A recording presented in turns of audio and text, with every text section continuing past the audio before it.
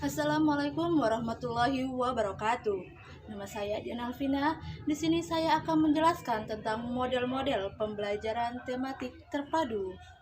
Menurut Robin Forgati pada tahun 1991 bahwa ada 10 cara atau model pembelajaran tematik terpadu. 1. Model jaring laba-laba atau Weber. Model ini menekankan pada hubungan dua atau lebih bidang ilmu atau mata pelajaran melalui tema yang merupakan pusat minat yang dikembangkan dari berbagai bidang ilmu atau mata pelajaran yang dipadukan. Pemakaian tema pada model jaring laba-laba ini adalah untuk mengkaitkan beberapa mata pelajaran agar siswa memperoleh pengetahuan yang menyeluruh dan bermakna bagi kehidupan. Berikut adalah ilustrasi dari model jaring laba-laba atau Weber. Di sini saya contohkan, yaitu ada tema dan saya membuat tema di sini adalah tema diriku. Kemudian kita mengkaitkannya dengan pelajaran matematika, pelajaran PPKN, pelajaran SPDP, pelajaran IPS, pelajaran bahasa Indonesia, pelajaran ilmu pengetahuan alam atau IPA. Tema di sini adalah sebagai pengikatnya, sedangkan mata pelajaran yang tergabung di dalamnya adalah sebagai yang terikatnya. Kemudian yang kedua adalah model terkait atau connected. Model ini dilandasi oleh anggapan bahwa butir-butir pembelajaran dapat dipayungkan pada induk mata pelajaran tertentu. Misalnya, butir-butir pembelajaran kosakata, struktur kata, membaca dan mengarang dapat dipayungkan pada mata pelajaran bahasa dan sastra Indonesia. Penguasaan butir-butir pembelajaran tersebut merupakan keutuhan untuk membentuk pemahaman keterampilan berbahasa dan bersastra. Hanya saja, untuk membentuk pemahaman keterampilan secara utuh tersebut tidak secara otomatis, melainkan guru harus menata butir-butir pembelajaran tersebut. Berikut ini adalah ilustrasi model terkait atau connected. Seperti yang saya misalkan tadi, yaitu ada butir pembelajaran kosakata, butir pembelajaran struktur kata, butir pembelajaran membaca, yaitu dipayungkan dalam mata pelajaran bahasa Indonesia. Yang ketiga, yaitu model keterpaduan atau integrated. Model ini memadukan sejumlah topik-topik antar berbagai mata pelajaran yang berbeda. Misalnya, dalam isi teks membaca yang merupakan mata pelajaran bahasa Indonesia yang dimasukkan di dalamnya butir pembelajaran matematika, IPA, IPS, dan lainnya. Namun, dalam hal ini perlu ada penataan isi bacaan yang lengkap dan juga dapat dimanfaatkan untuk memasukkan butir-butir pembelajaran mata pelajaran yang berbeda. Berikut ini adalah ilustrasi dari model keterpaduan atau integrated. Yang keempat, yaitu model sarang atau nested. Model ini memadukan berbagai bentuk penguasaan konsep keterampilan melalui suatu kegiatan pembelajaran. Misalnya, pada jam-jam tertentu, guru memfokuskan suatu kegiatan pembelajaran pada pemahaman bentuk kata, makna kata, dan membuat ungkapan dengan cara pembuahan keterampilan yang mengembangkan daya imajinasi, berpikir logis, membuat makna kata menjadi sebuah puisi.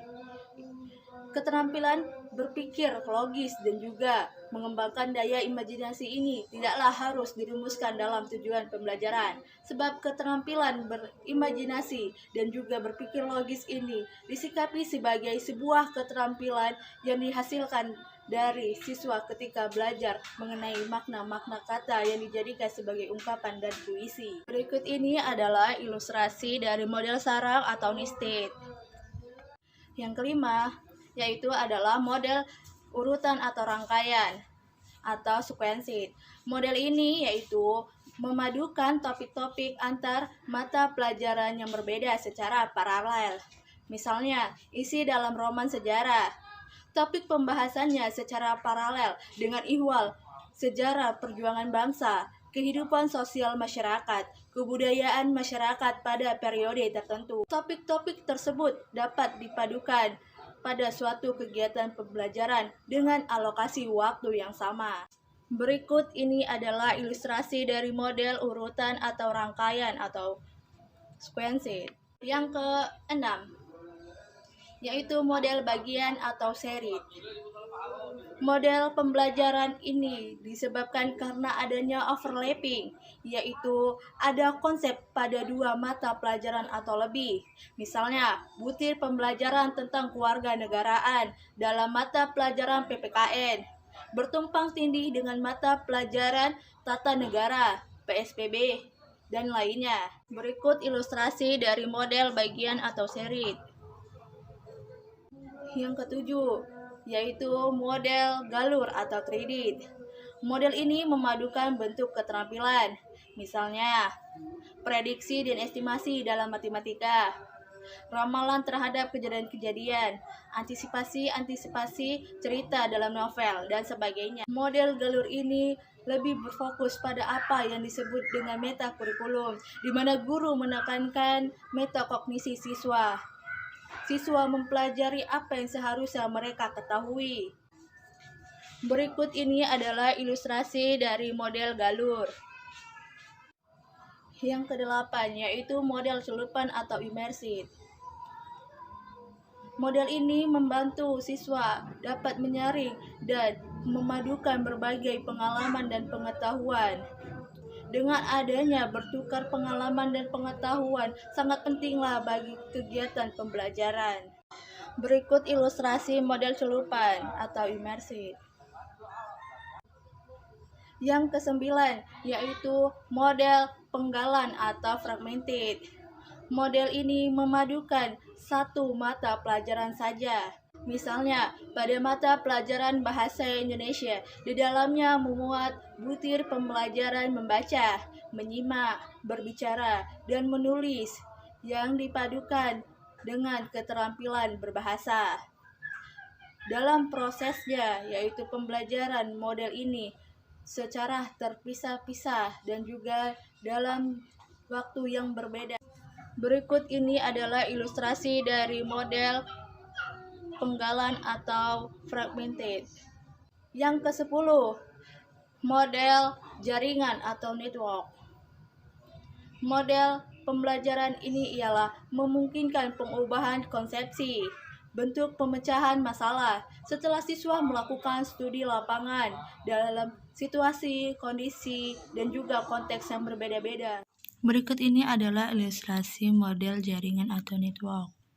Itulah tadi penjelasan tentang model-model pembelajaran tematik terpadu menurut Robin Vargati. Pendidikan di Indonesia sendiri mengadopsi 3 model pembelajaran tematik tersebut.